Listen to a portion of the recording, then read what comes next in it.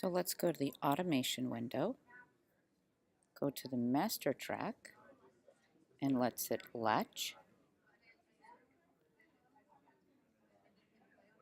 which is here.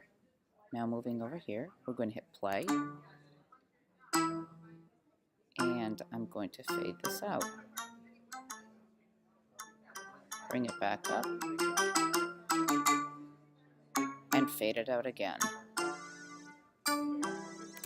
Hit stop, close this window, open up the automation, and here you have the recording of the slip. Let's go to read,